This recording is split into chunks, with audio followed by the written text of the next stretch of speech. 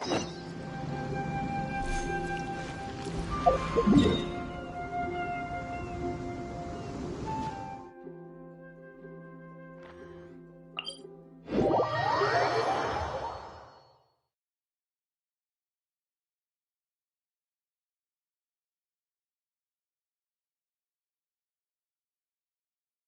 be pure, evil be erased, mind be purged, world be, I always forget that last part.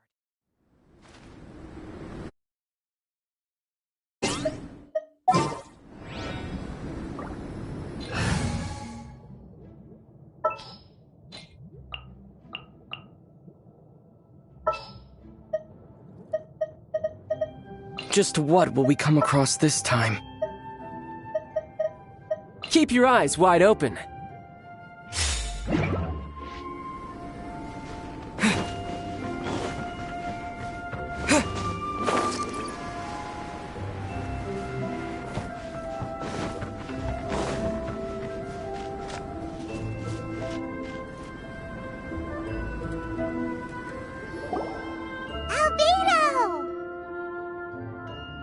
Traveler, Paimon. I suppose your story is ready. Yep. How about you? Do you need some more time? No need. I am also ready to tell my story. Paimon calls dibs! Paimon first! Please, go ahead. Okay, here goes. Once upon a time, there was an evil researcher who went into the mountains and did a crazy experiment on whopper flowers to transform their appearance. After a lot of pain and suffering, the whopper flowers finally took on a human form. Then they stood by the side of the mountain to wait for unsuspecting bypassers. To whoever spoke to them, they would ask some questions such as, "Who am I? Who are you?" If the bypasser got the wrong answer, the last sound they'd make would be a yelp before the whopper flower ate them alive in one bite. Ooh, truly frightening. What the? You two aren't scared at all! Don't go nitpicking, okay? If you didn't like the story, go write your own!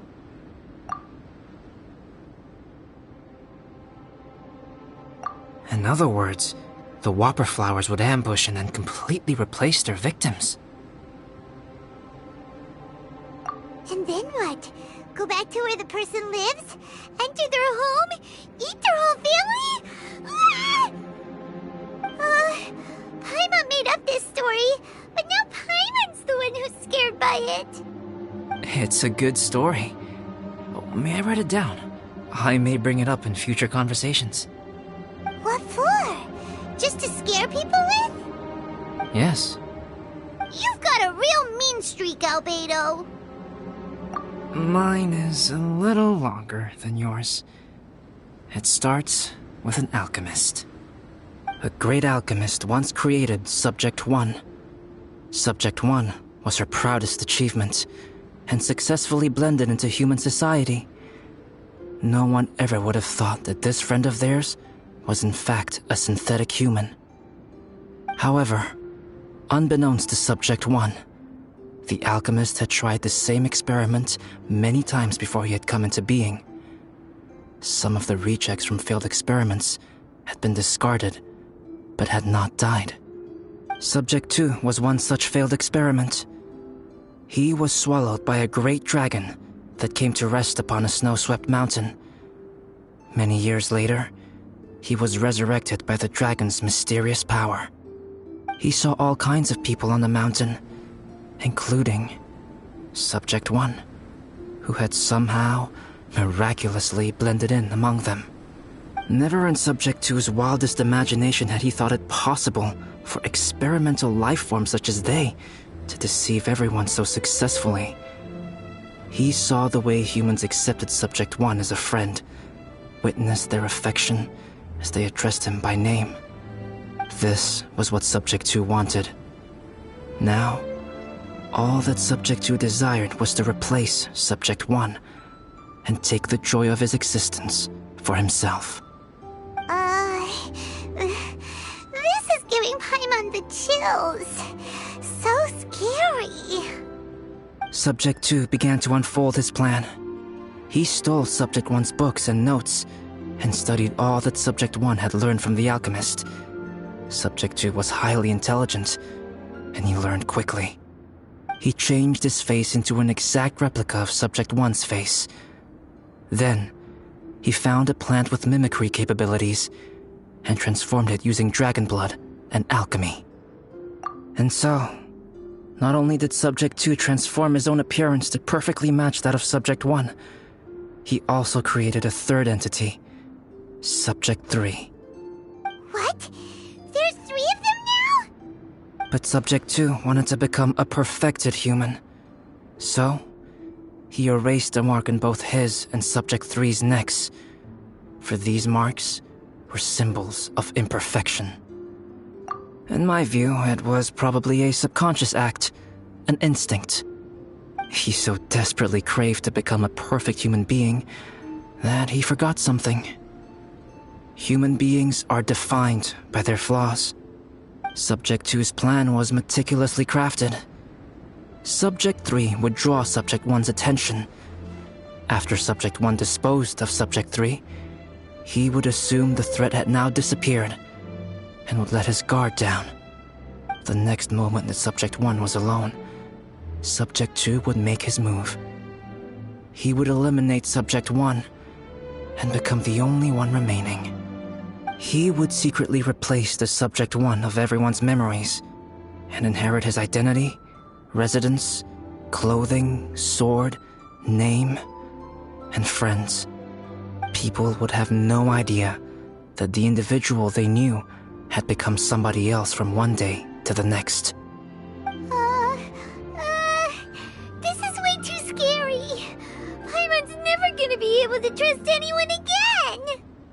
But just before Subject 2 could carry out his plan, a unique stranger entered the mix.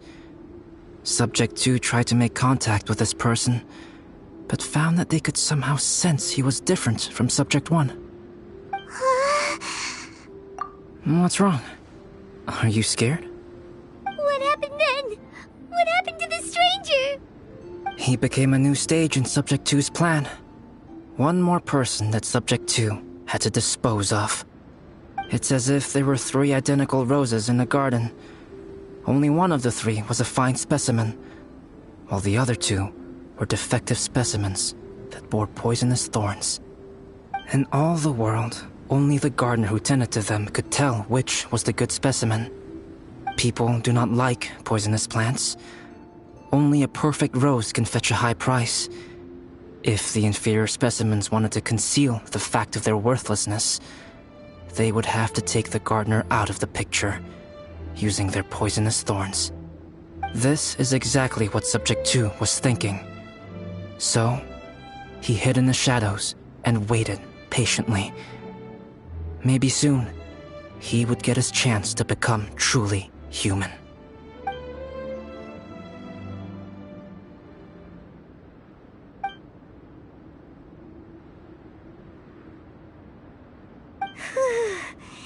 That was intense! So what happened after that? Did Subject 2's plan succeed? Paimon can't bear thinking about it. Fortunately, it is just a story. And even in this story, Subject 2 did not succeed. But you can never let your guard down on Dragonspine. Monsters mutated with Durin's power and blood are also creatures of Rhine-Daughter, just like me. You must beware of all such creatures.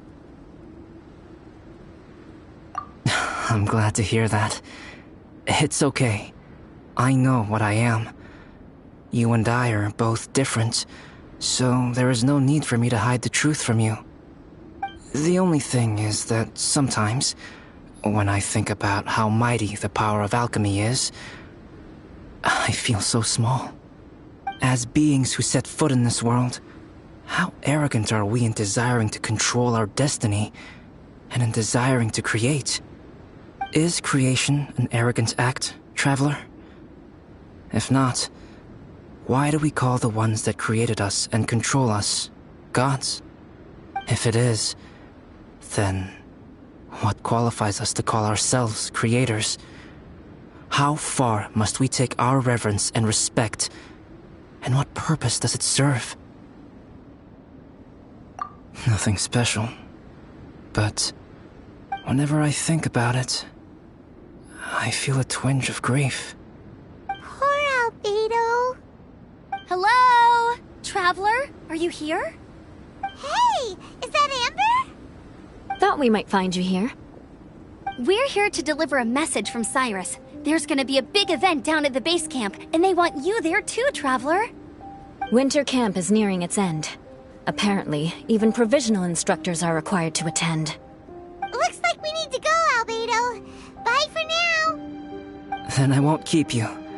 I have some things to attend to here, so forgive me for not seeing you down. Don't worry about it. There have been no issues getting up and down the mountain recently. Is everyone ready? Let's not keep them waiting.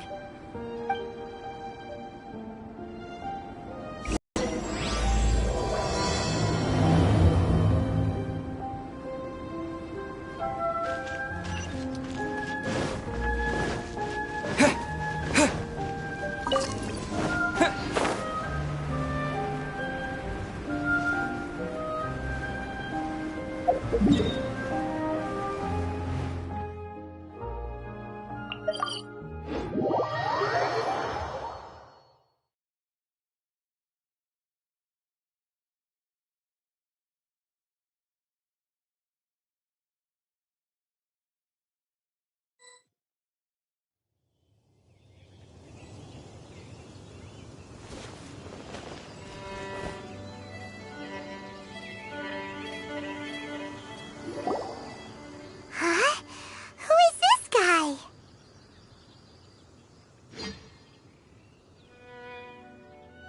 Allow me to introduce Yozerf. He's Joel's father. Dad, this is that traveler I was telling you about. The traveler's helped me out loads in the past, and this time we even built a snowman together. Joel has told me everything about you. I can't thank you enough. Wow, this is amazing! Wait a second. Why is Cyrus discreetly wiping tears away? And what is Pallid doing here? Pallid is the hero of the hour this time. Go on, Pallid. Tell us what happened in your own words. Okay. The weather was fine on that fateful day, and I had a feeling that Lady Luck was smiling down on me. So I trusted my gut and set off to explore somewhere new, somewhere dangerous. Because where there is great danger, there is also great treasure. Why does this sound so hard to believe? But I had only been away from the group for a short while when I fell down a slope and just started rolling. Uh-oh. Did my bad luck rub off on him when we ran into each other on the mountain? The place I fell to was somewhere I didn't recognize, and I'd sustained a few injuries. I remember thinking to myself, this is the worst luck I've ever had in my whole life. Then I met Yozerf. He'd heard the sound of me falling and came out to see what was going on. Huh? Wow, so it was completely by chance then. I thought he must have been someone from the Adventurers Guild here for the event, but after a few words of conversation, it was clear that he was having memory problems. He didn't even know his own name. The temperature was freezing, and there was no time to deal with all that there and then, so I convinced him to come back to the camp with me and figure everything else out after we got there. We got back to the camp, ran into Joel, and the moment he saw him, he froze for a second with this completely stunned expression on his face, and then he started crying out, "Dad! Dad!" That's when Yozerf suddenly started to remember. My memory has still not fully recovered, but Joel and his mother, they are the only ones that I will not, no, that I cannot forget. Daddy. Daddy's right here, Joel. Daddy's right here. Yozerf, don't you remember anything else at all? The poor princess, feeding the foxes? I'm sorry. I have no recollection. Maybe it's because of the head trauma. I'm not sure. I woke up and found myself covered in blood. My things were gone, and there was nothing to indicate who I was or how I got there. I crawled into a cave and settled in for a slow recovery. After my legs and feet were a little better, my hunting skills were what kept me alive. Dad, I was so worried about you. I'm all right now, Joel. Oh, don't cry. Daddy's not going anywhere. I'm here to stay. Oh, this is good. This is good. You know what, though? I definitely think my luck got worse after running into Benin on that mountain. I knew it. I just... No. I just meant if it weren't for you, there's no way I ever would have run into Yozerv on a mountain this huge. Besides, we got back safely, didn't we? So don't blame yourself. Maybe sometimes miracles can only happen when you get just unlucky enough. Ballad. When did you become such a smooth talker, huh? Huh? Am I? I was just telling the truth. Oh, yeah. I want to say thank you to the Traveler, Uncle Cyrus, Auntie Eula, and Auntie Amber. Thanks, everyone. You all helped look after me, and I will always remember it. But I guess I can't take the snowman with me, or it'll melt once it leaves Dragonspine. It's such a shame. Oh, I can help with that. One moment. Huh? Eula? Here, take this. It's powdered rime. Just add it to your snowman, and it will never melt. Wow! Really? Oh, this is awesome! You're the best, Auntie Eula! Dad, I have an unmeltable snowman now! How cool is that? How can I ever repay you all? Thank you all. Thank you from the bottom of my heart. Dad, I want to go move the snowman. Can we do it now, please? Okay. I'll be leaving with Joel now. I'm sure I'll see you all another day. Very well, very well. It's time for Pallid and I to have another discussion concerning his breaches of adventurer discipline. Huh? But Cyrus, I think I kind of made up for my mistakes this time, you know? See you guys! Oh, I made this for you and Amber. Think of it as a winter souvenir. Aw, are you sure? This must be really important to you. Come on now, just take it. No need to make such a fuss. Wow! Now our snowman won't melt either! Great! You're welcome. Just keep it. That's all I ask. Amber and I have some business to attend to now. See you later. See you! Everyone's gone. Seems like they've all got their own stuff to do now. Oh! You know what? We've been on Dragonspine all this time, and somehow Paimon still forgot to ask Albedo about how to make a fruit juicifier machine that could keep the juice fresh. Maybe we should try Timaeus again. He does seem pretty eager to please after all.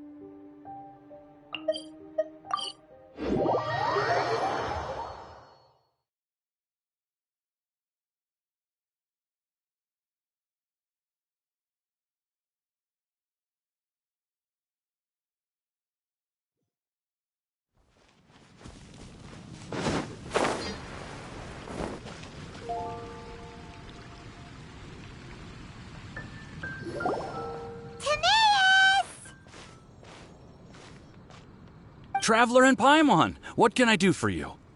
Wait a minute. You've got that mischievous look on your face. Oh, you're not still thinking about that ridiculous juicer thing, are you? Timaeus, will you help us? Well, if the Traveler isn't really interested, then, yeah, maybe I'll give this one a pass.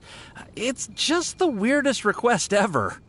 No, but Paimon's Sunsettias are gonna go to waste without it.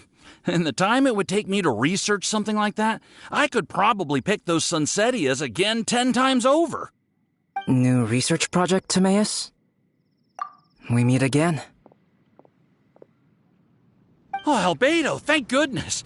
So the situation is, Paimon wants a machine that can turn fruit into juice and keep the juice fresh. I mean, surely it's... Majorly important, that's what it is. If you can manage to invent this, we'll never have to worry about fruit going bad ever again. That's impossible.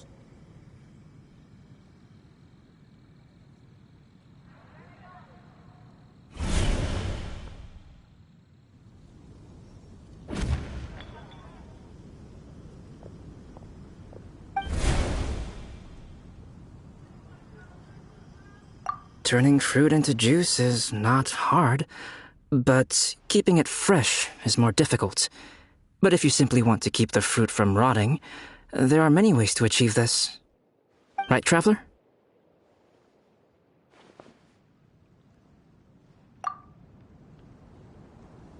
What about his neck? What's wrong? Is there something... From the look on your face, it's as if you thought I just played a practical joke on you that wasn't Albedo, you were saying, how do you stop fruit from going bad? Well, one way would be to bury your fruit on Dragonspine, where the snow never melts all year round. But then Paimon won't be able to eat them! You could always live on Dragonspine. No, too cold for Paimon. Or you can give the fruit to me, and I would take it to Dragonspine for you. But since you don't like the cold, you'd have to send someone else to pick them up when you want them. This is where you come in, Traveler. Suddenly sounds a lot more feasible with other people doing all the work. Okay then, shall we go with that idea? Fruit buried on Dragonspine will stay fresh for much longer. However, it is also possible that the fruit will sprout and grow into fruit trees. Who knows? Maybe the next time you visit, it will have grown into an orchard. You can water the trees, add fertilizer, and when they finally bear fruit, you will have some fresh Sunsettias. No way! Then Paimon will have to be a gardener! That's not the goal here. Oh? Well, I don't think being a gardener is so bad.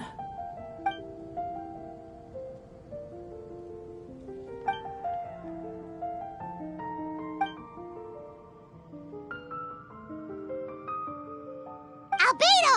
Stop trying to get your hands on Paimon's super sweet Sunsettias! It bothers you, does it? Of course it bothers Paimon! They are the rarest, super-duper sweetest Sunsettias ever! And they're not for you! Okay, but they're just Sunsettias.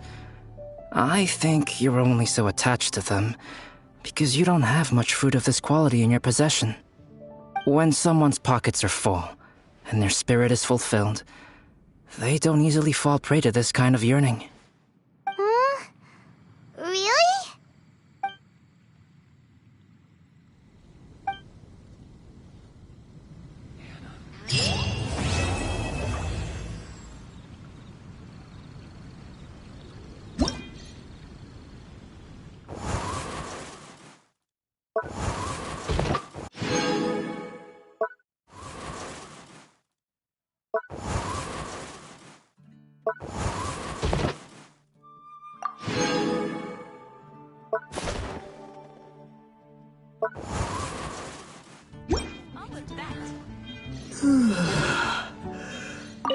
Dragonspine is too cold for ordinary fruit trees to survive.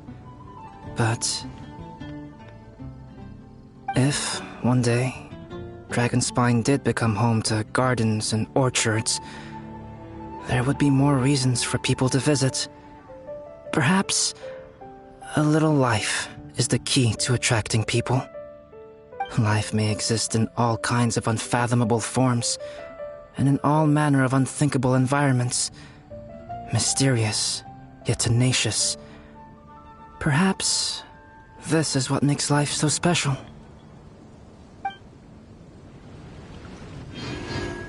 Ancient alchemy truly is fascinating.